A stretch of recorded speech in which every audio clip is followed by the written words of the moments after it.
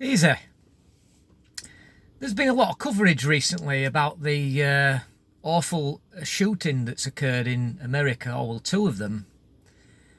And of course, before the last shot even rang out, the left have been blaming Donald Trump for radicalising this young man, failing to mention the fact that the second shooter was a radical leftist. The media went very silent when that was revealed.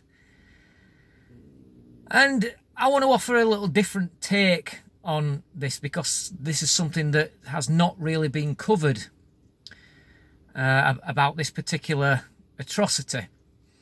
Is that, have you noticed that there's an increasing amount of young white men committing these kind of atrocities? And it makes me think as to why that might be. And if I'm honest, you don't have to look very far. Because at the minute, in today's environment, that if you are black, you're protected. If you're brown, you're protected. If you're female, you're protected. If you're gay, you're protected. If you're a transsexual, you're protected. But where does that leave the white man? Who protects the white man? The white man has no choice but to protect himself. So protect himself from what, you might ask? Well, how about, for starters, the likes of Ilhan Omar, the radical left-wing Democrat, fresh woman, congresswoman, has said recently that the biggest threat to America is white men. Now, if I think back to the days when I was a young man, I noticed this kind of thing happening back then. I noticed that white men were not exactly very, they weren't exactly very well liked, just for what they are. And I'm not talking about this in a racist manner, but as somebody who didn't go to university, where I believe that this hatred of white people is probably at its worst, what with the far left indoctrination of students these days, I didn't experience that in university. I picked this up from just general the sources, that white men are marginalised. And now it seems to have got a lot worse.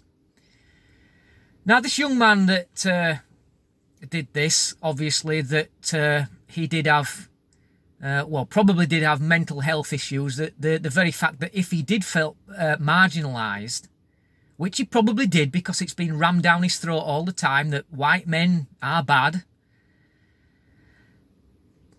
somebody who's suffering from mental health issues would react badly to that. Now, of course, mental health issues can affect any one of us, regardless of what our skin colour is, regardless of our gender. But it makes you appreciate just why some white men are likely to behave in this way. Now, of course, nobody can justify this. I wouldn't even attempt to justify it. I think that this boy should have received more help. He should have possibly sought more help. But men are proud. Men don't like to look weak by asking for help. I'm guilty of that. So they end up taking their own retribution out on a society who is treating them like shit. And it's I'm just not quite sure where it comes from, all this hatred of white men. But when you have prominent people, you have got David Lammy, of course, in the UK, who never seems to disguise his hatred for white people. And I'm afraid that certain white people are going to act in a way to take out their frustration on a society that is telling them that they are worthless, they are bad, they are not wanted. And I may very well do a video soon about a programme that I watched, a BBC programme I watched on the incel society, which I watched because I figured that I may be one of these people.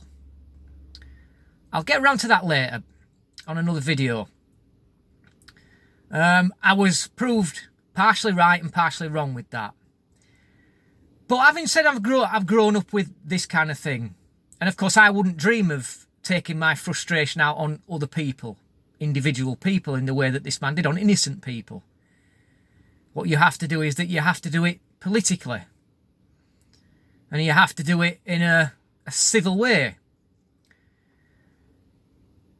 You may say, am I an angry white man? I'll let you be the judge of that one. Until next time, easy.